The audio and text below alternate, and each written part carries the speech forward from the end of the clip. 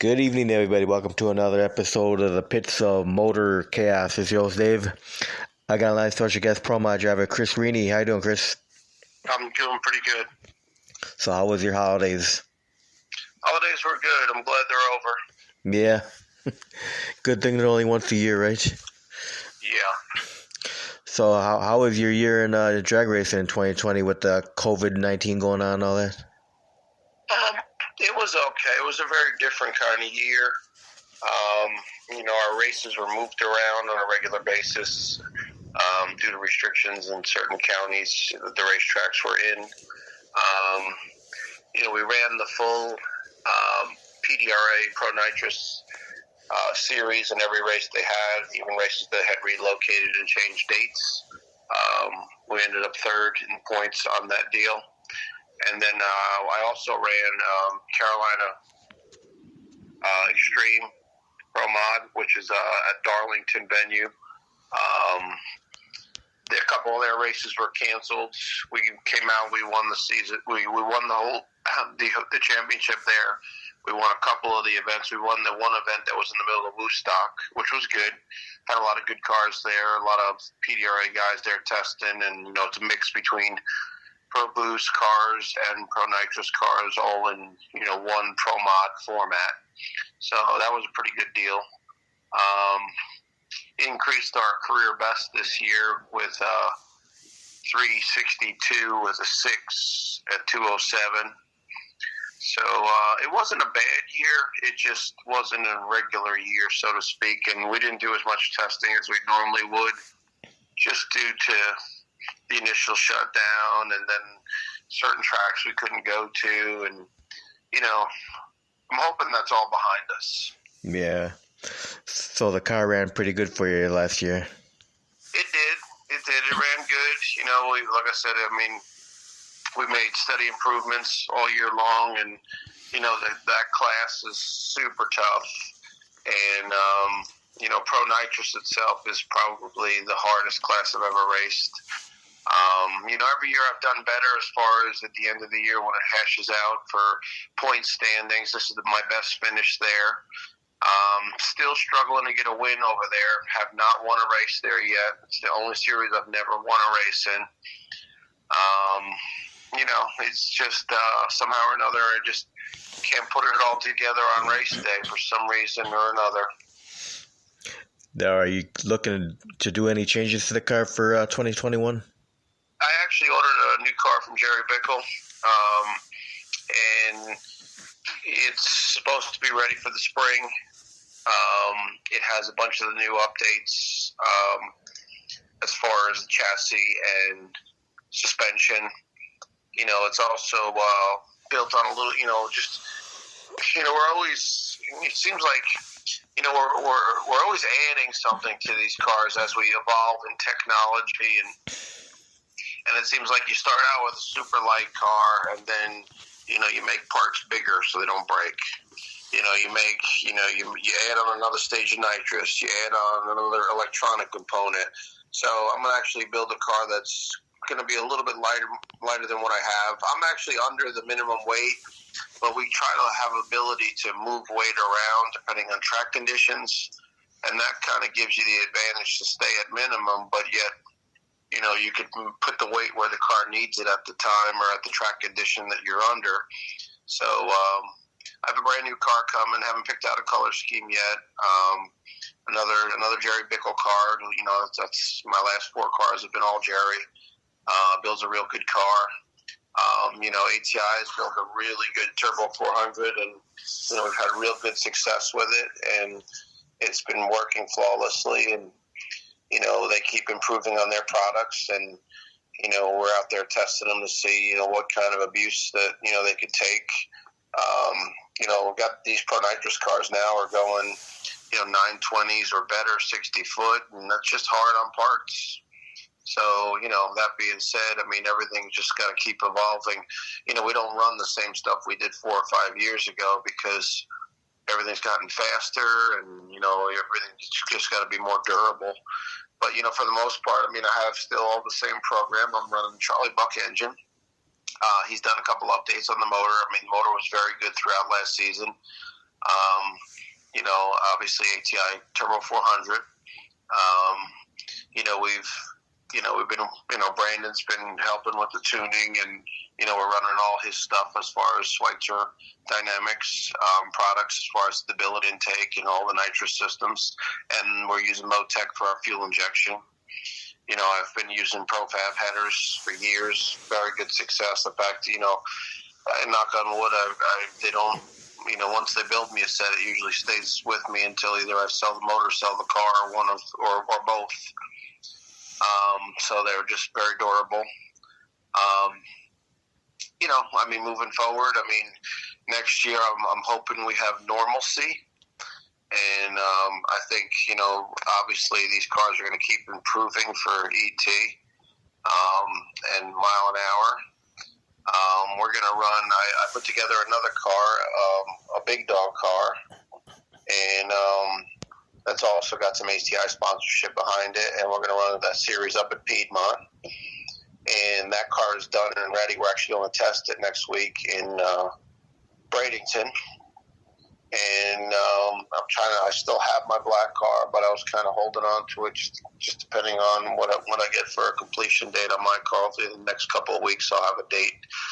So I'll make a decision whether I sell my car and just get the new car, or just maybe, start the season out in the black one. Yeah, I have to agree with you, Chris. The Pro Mods, they just get faster and faster. Yeah, and, unfortunately, the technology it's very finite, as far as there's not one component, one big item. It's kind of a combination of everything working together. So, to get that, I feel like I've tried to put together the best of what I found out there for products and pieces so that, these cars are under such harsh abuse to go 920, 240 to the 330, and then low 360s, to the finish line. It's definitely a challenge, and the maintenance level has increased tremendously, because even when you're buying the best of the best parts, the durability you're not getting the amount of laps out of the stuff that we used to. Like I said, fortunately, we've kind of come up with a maintenance program that, we try to service and replace components pre-failure, as far as drive line and, that kind of thing. So let me ask you this, Chris. What do you enjoy most about being a drag racer? Somebody asked me a similar question to that last week, and it is a very fun and enjoyable sport. At the level that I'm racing, there is a lot of work, and there is a lot of preliminary work that happens pre-race and then during the race. The highs are highs, the lows are lows. I enjoy the challenge. I also enjoy obviously everybody enjoys the win, but so it is enjoyable, the road to the win. You win first round, and your second round opponent obviously won his first round or her first round, and the cars get harder and harder as the day goes on. And I like going. I really used to like to travel to all the tracks all over the place, but now we've kind of. Last year our traveling was minimal, which was kind of different in one respect. But fortunately, we have a lot of good tracks. I live in North Carolina, and there's a lot of good tracks within 4 hours of me. We have Galat over here. We have, obviously, Virginia Motorsports Park. There's Darlington. Those three tracks, the furthest one is 4 hours from me, and those are premier racetracks that, we race on, quite a bit, which is good. This year we're actually going to travel a little bit further. The schedule is, set up that we're, going to Norwalk, which is a beautiful racetrack. I haven't been there in years. We're going out to Bowling Green. I used to race there when I raced NMCA. It's a good track. We're moving around a little bit. We're going back to Maryland. It's, it should be this year. Hopefully, it'll be, like I said, more normalcy. It's very hard when the race stage change between my crew and help and getting the car ready and, planning around work. But, that being said, I really enjoy all the aspects of it, to be honest with you. I enjoy working on the car. Obviously, we all enjoy the win. But, sometimes I enjoy the challenge of getting to the win. Now, is there anything that you hate about being a drag racer?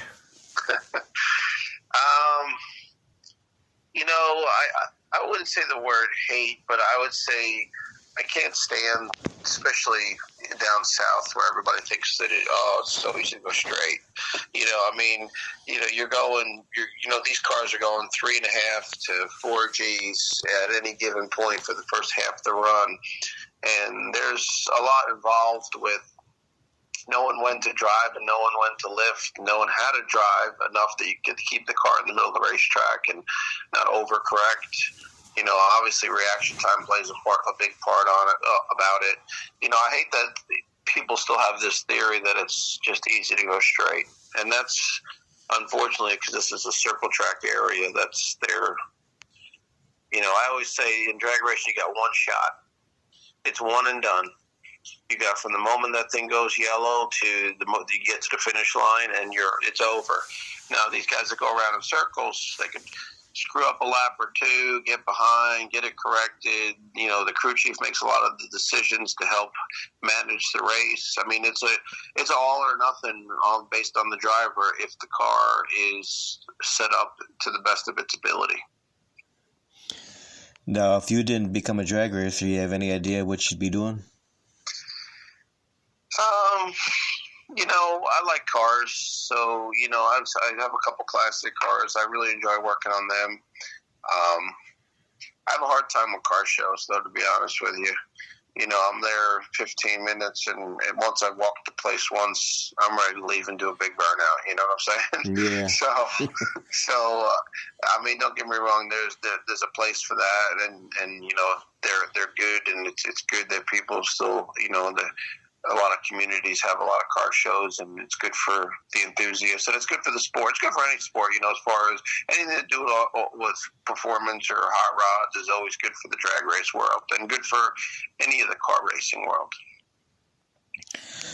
Now, if you could have your drag racing fans remember one thing about you, Chris, what would you want that one thing to be that your fans remember about you?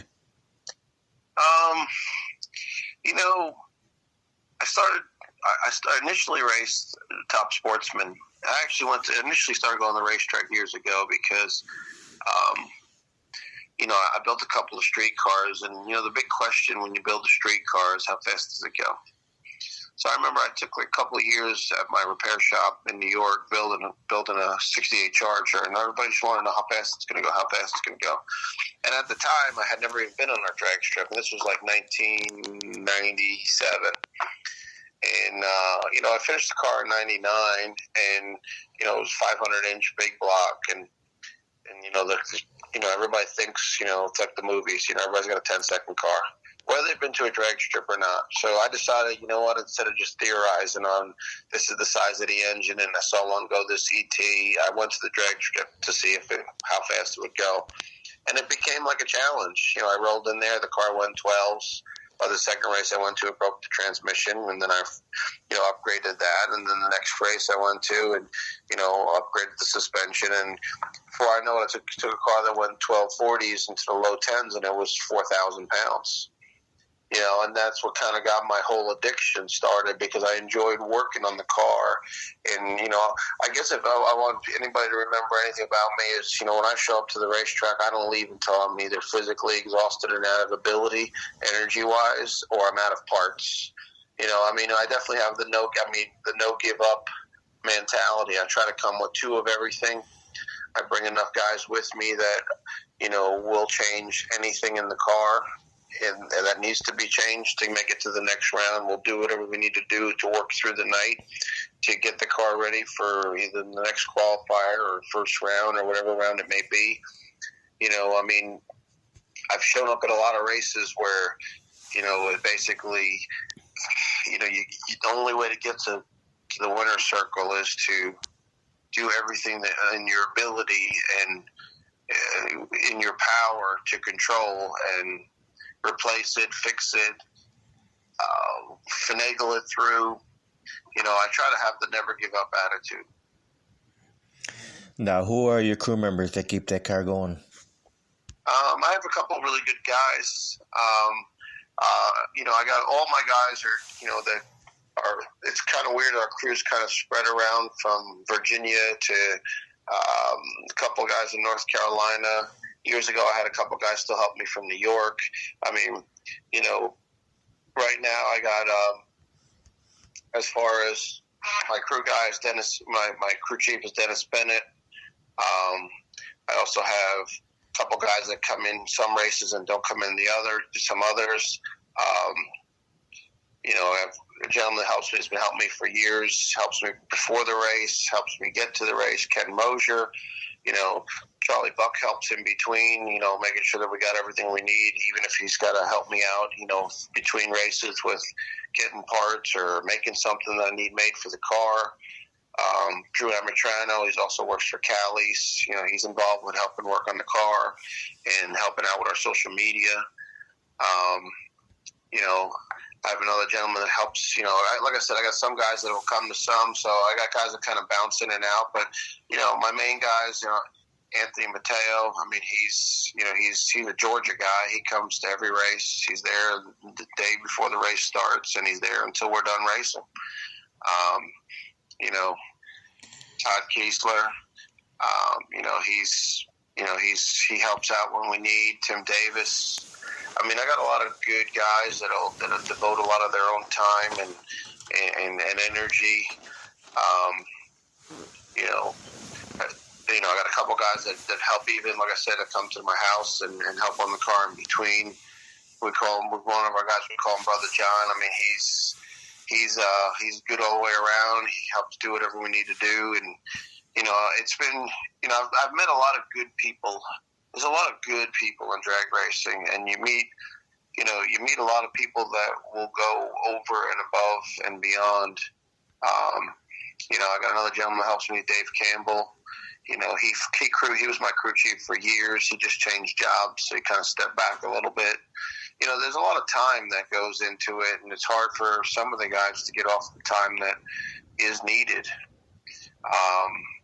I couldn't do it without my wife, Emily. I mean, she's getting all our food ready. She makes sure the motorhome's packed with clothes, and when we point it to the road, everything's in the refrigerator, and snacks and, desserts, and, it takes a lot. I mean, anybody that races, especially in a series that follows a series around, I mean, it takes a lot of people to put it all together, and it's not just, jump. It's, the days of, jump in the truck and go are over with, because, at this point I'm racing at such a high level. It's like, when you leave out of my shop here at the house, I mean, you got to be ready, and you got to have everything in place. And I mean, we're leaving for Bradenton next week, and I've been planning for the last 3 weeks to leave, just because we had to finish up the car. I got a brand new Charlie Buck 5-inch 762 in my big dog car,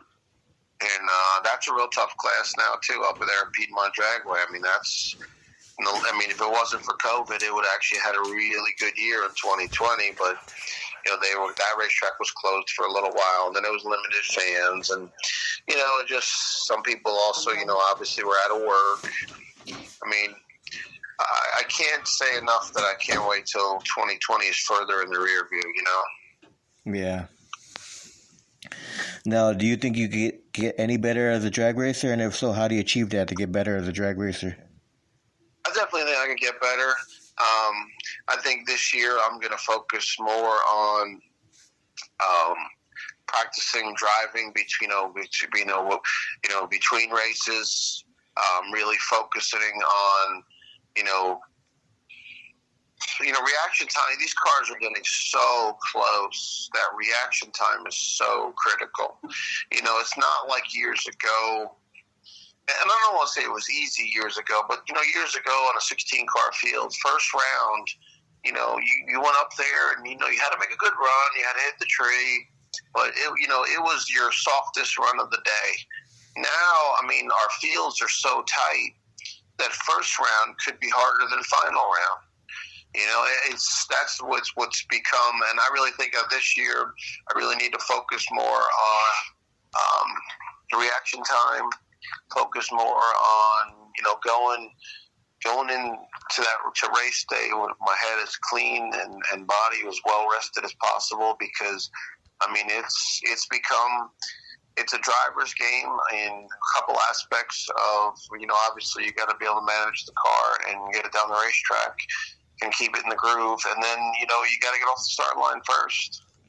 These cars are, it's like, with the evolution of torque converters and the evolution of fuel injection and the evolution of traction control, these cars are, we're going out there and we're bracket racing at 367 to 372 on any given day. It's not like you go out there and, you're, a tenth or even 500ths ahead of your opponent. So, this year, like I said, I'm going to focus on, I'm going to do the best job I can to make sure the car's prepared before we leave the house. And when we get there, we're going to make sure the car is right and ready for every round. I'm going to do the best I can driving. All right, so now, Chris, if anyone's listening to this interview right now that might, whether they be, a younger person, older person, and they're thinking about, drag racing, what kind of advice would you give them? I would say, drag racing is a very, and when we use the word dangerous, but I don't mean it in the definition of getting hurt. It's a very dangerous sport to start into, because the addiction level of, you roll out there and you got a 69 Camaro and you got a big block in it and you're running up and down the racetrack and test and tune, and it's like every time you go back, your last ET wasn't good enough for your next event. Whether you're, it's very hard to really grab a hold of it and just try to stay, content with this car and that ET. I'd say it's definitely, anybody that's interested in it should go out and do it.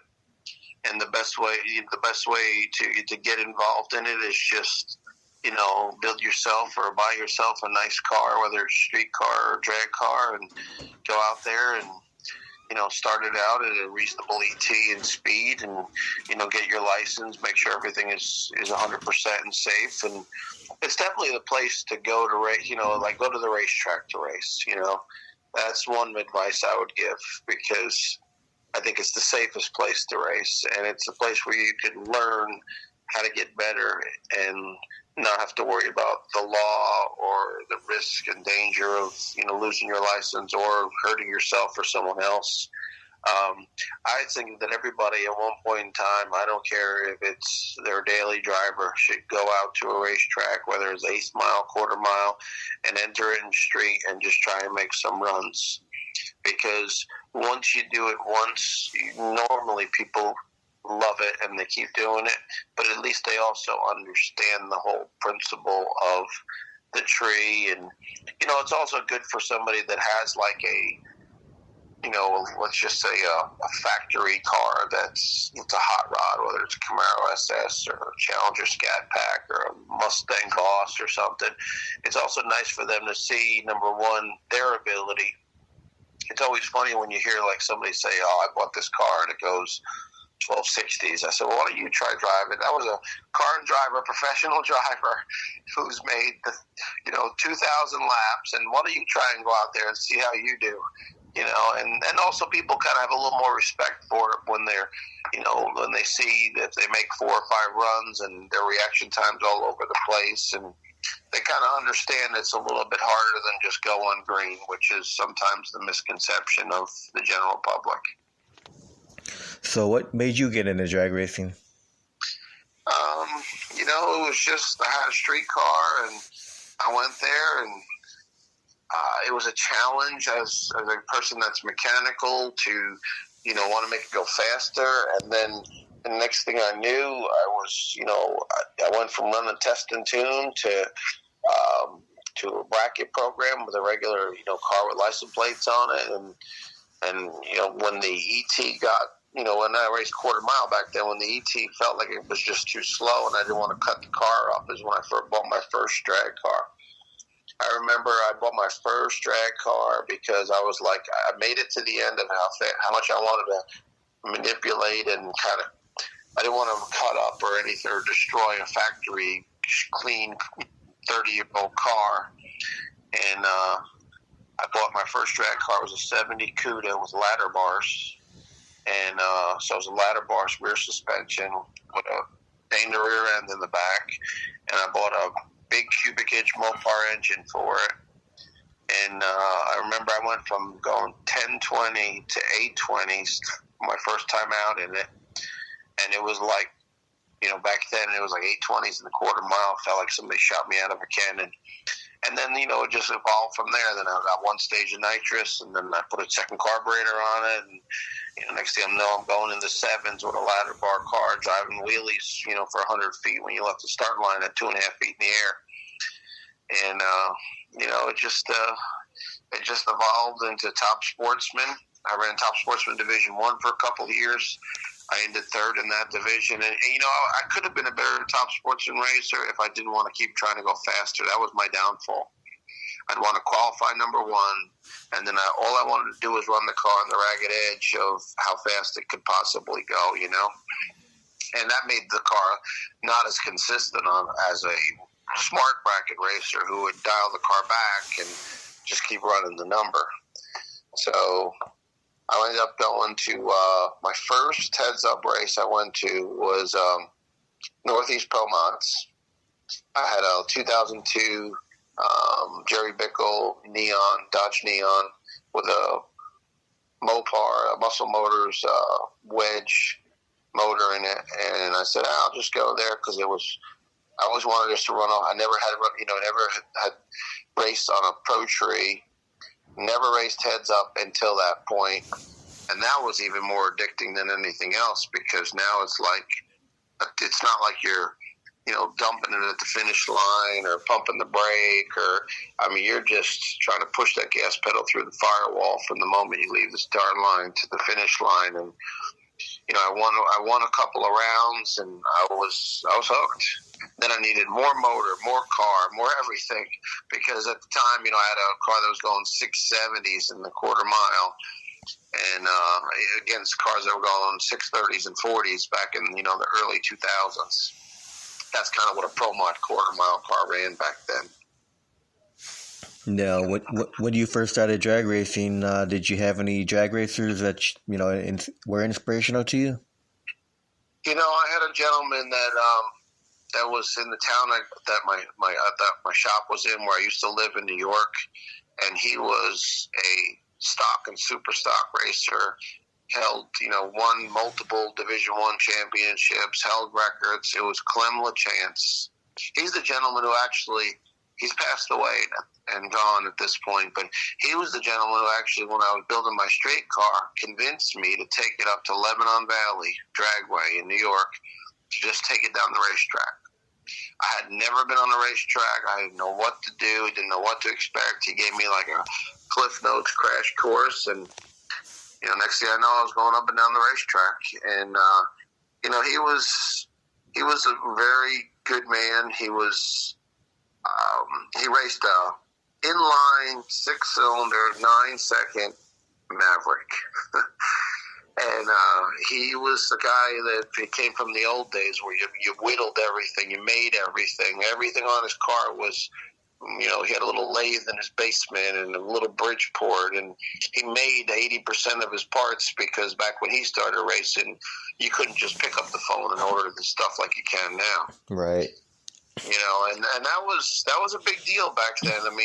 Guys were fast in the 80s and 70s and even into the 90s because they made a lot of stuff, and that's what really separated the teams from one another. It's not that it wasn't all just about funding, you made a lot of your parts and everything was kept in-house, and that's what was pretty impressive too when you look back at where we started from, Pro Stock and then Pro Mod, and it's like those guys you got to give them a lot of credit because it wasn't easy. You couldn't make a phone call no matter what kind of funding you had. You had to have people with talent, or you surround yourself with people that had the ability to make the stuff that you needed to race with. Now, how about current day, Chris? You look up to any drivers current day now? I have respect for all the drivers that I race against. I mean, there's a lot of good drivers out there now, and like I said, I mean, it's getting to the point where the technology is so cutting edge. The cars are close, and a lot of it's left back on the driver. When I was just started getting into drag racing, and I've always been a Mopar guy, so I always looked at all the Mopar Pro Stock guys, and I've met all of them, and those were all good inspirations, and they're all, it's good when you go out there and you, as a fan, and you meet people when you're just a fan, and they're cordial, and they'll take a couple of minutes and take time for you. I think that means a lot, and I think that's how we're going to keep growing this sport. Is all these drivers need to spend a couple minutes with a fan or somebody that's interested in the hobby, that's walking through the pits or walking through the staging lanes. Probably a big inspiration of my career was Jim Beattie from ATI Performance. I mean, I met him when I was top sportsman racing, and we had a power glide and a Mopar wedge, and he was a good guy to look up to, and he was a guy that came from that generation that built everything themselves. Meaning, you figured out the part that you needed to make it better, to make it live, to make it not break, and you figured out the material, you figured out the part, you machined it. Even if, it was all this stuff was all all the CNC and electronic days, and I would say if anybody's had a real big impact on my career or somebody I look up to, I don't know if it'd be as much of a racer as it would be, a business owner, a gentleman that gave me a lot of help to help push me into heads-up racing or where I wanted to be, and didn't know if I had the equipment, or I raced automatics with a torque converter when guys used to laugh at us when we showed up at a racetrack. Now you try to walk around a racetrack and you don't see a clutch pedal, you don't see a stick shift.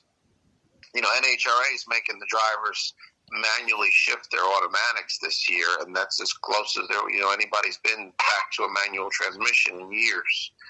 So I would say that he's been more of an inspiration than trying to emulate or look up to or be like a driver out there. Now, you were talking about a couple minutes ago about being approachable to the fans. That's a beautiful thing about drag racing, that you can actually approach these drivers and talk to them. Not like NASCAR where you can't even talk to these guys. Yeah, and I think it's really nice that, and especially if the crowds come back and there's no limitations and what have you, it's really nice that if you're into it and you're a fan, you can come to our pits and look at the engine. I mean, when our cars come back, how a Pro Mod car is. Basically, we take off everything but the quarters and the roof when it gets back to the pits. Doors are off to cool the transmission down. The nose is off. Everything's exposed to see. And it gives the fans a real, up close and personal. And, when fans come up, I mean, unless I'm, elbows deep and fixing a problem or thrashing to get ready for the next round because we're limited on time, I always try to spend time. And I think a lot of the racers do. I think that's definitely what sets us apart from a lot of other forms of motorsports. The fans are basically in the pits with you, and they have the opportunity to either watch you work on the cars, get up close and look at the cars. I mean, a lot of times we, the little fans, we put them in the driver's seat so the parents could take pictures. And, that could start the next generation, just that little bit. It's all it takes is that little bit. Yep, that's a memory of a lifetime right there, too. Yeah. Now, when you get out there on staging lanes, do you have any pre-race rituals or superstitions when you're out there? No, I'm not really a superstitious guy. I try to just focus on my race. I don't overthink the opponent, good, bad, or indifferent. Every time you go up there, I mean, personally, I try to do the best I can because that's what I want to do for me. Meaning hit the tree, keep my burnout right, get everything right on the car before I roll in into pre-stage. I try to do just the same routine every time. I'm also one of those racers who just wants to go in there, get all my stuff done, and stage the car, and let's race. But yes, to answer your question, no, I really don't have any rituals. All right, so who are all your sponsors? ATI Performance Products is my primary sponsor. My shop in New York sponsors me quite heavily. Chris's Automotive Center. Buck Racing Engines, Charlie Buck has been involved. I mean, I've been with Charlie since 2009. I won my first NMCA championship with Charlie. We won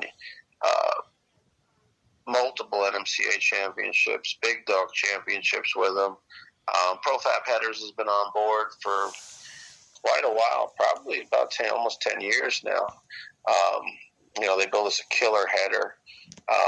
Brandon Schweitzer's been on board, for years, even before he was in his own, opened his own company. We were using him prior to that. Schweitzer Dynamics, I mean, they've been great. Callie's Crankshaft's been on board, GRP, Diamond. We have, a lot of people that kind of help here and there as far as between races and help out in other avenues.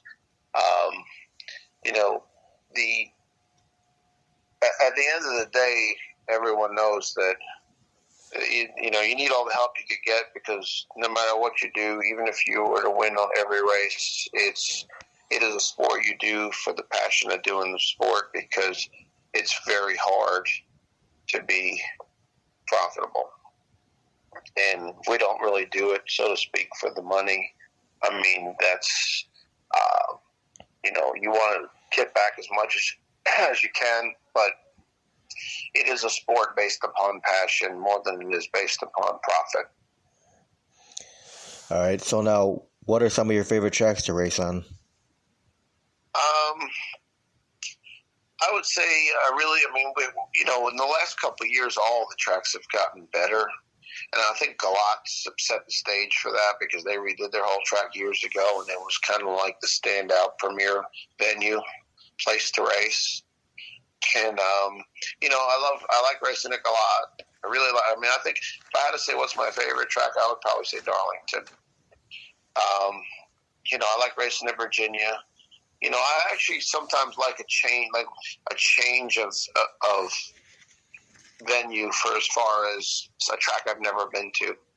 When I raced NMCA, we kind of raced all over the country. It was kind of nice because you drive out to, Route 66 and you'd be there once a year. And it was just, sometimes the change or the different environment is good for the team, good for the driver, just kind of breaks you out of the normal routine. But I'd say, to answer your question, I would say probably Darlington's my favorite track. All right, so what's the fastest ET you've ever had in a pro mod? 362 with a 6 at 207. What track was that at? Virginia. I've actually had the last couple of years, my fastest ETs have been in Virginia, because they have also a very good facility and a very good service. Now, what would you consider to be your biggest win?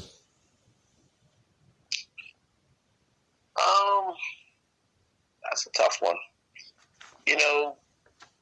Sometimes the biggest win is the win that gets you to the championship. But sometimes the biggest win is the win that you go into knowing that everyone that you're going to race against is as good or could even be better than you. 2020, I would say my best win was Woodstock. I had to go against some of the best drivers and the best cars out there, and it was our day. I mean, and that's sometimes, I think, what really makes the difference. you always want to go to a race and win. But when you win, when you're up against all odds or equal odds, it's much more satisfying. All right. Now, can you think of one most embarrassing moment you had on the track?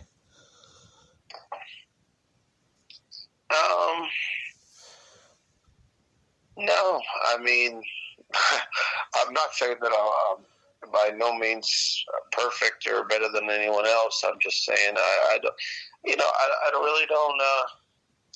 I would say way back in the beginning, we've all done, things in our, in our evolution of getting better. But I guess an embarrassing moment, would be, I remember I was at Coastal Plains and I had to race an opponent that was 10th slower than me, like second round. And he got past first round and the other opponent broke. And I went up there and I was like 003 negative. And I was like, as a driver, that is just, you want to just kick yourself, And I said to myself, the 4-hour ride home, I'm like, what was I thinking?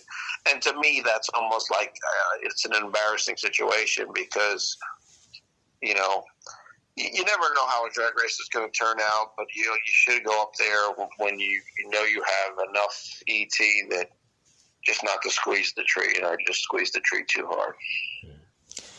All right, so what can we look forward to out of Chris Rini Racing in 2021?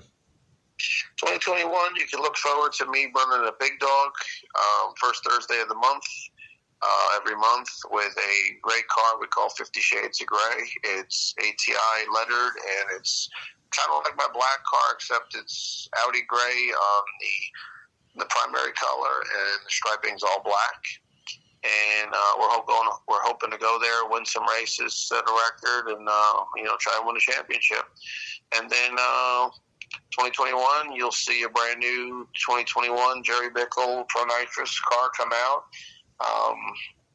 And hopefully we come out swinging. It's going to have the best of the best that can be put on there, and it'll be as updated as can be. And I think we got a winning combination with power and transmission. We just need to put it all together on race day. So I'd love to, I'm going to shoot for. I'd love to have a PDRA win. To get that, behind me or accomplished. And I'd love to go out there. I haven't raced big dog in 8-9 years, and love to go out there and see what we could do in that format. It's basically a heads-up pro mod deal, but it's just based on a smaller engine, so you're running a little bit slower ET. Awesome. Well, Chris, you have any closing comments or shout-outs before we close out? I'd like to thank ATI Performance Products again. JC Beatty, he's the owner over there, and they've stuck with me since 2007. It's a long term for a drag racer / manufacturer relationship, and that's goes to show for a lot for them and hopefully a lot for me. Brandon Schweitzer for all he does behind the scenes and his insight to making us haul ass and my wife for putting up with it all, because it's a lot of time and it's a lot of time away, and it's a lot of time before we even leave to go away. And and then obviously the people back at I still have a repair shop in New York. The people back there running my shop, Mike Dunn, he's my operations manager. Without him, I'd be handcuffed to the building over there. So, I got to say, I'm fortunate that I've got a lot of good people around me. Charlie Buck and Robin Buck, they're always behind me 100% with anything I need, any kind of support, any kind of anything, to make sure that I'm good and I have what I need either to race or just in my life. And that's about it. Awesome. Well, Chris, I want to thank you very much for taking time to do the interview, and I wish you the best of luck in the 2021 drag racing season. All right. Well, thank you. You have a great night. You too. Bye-bye.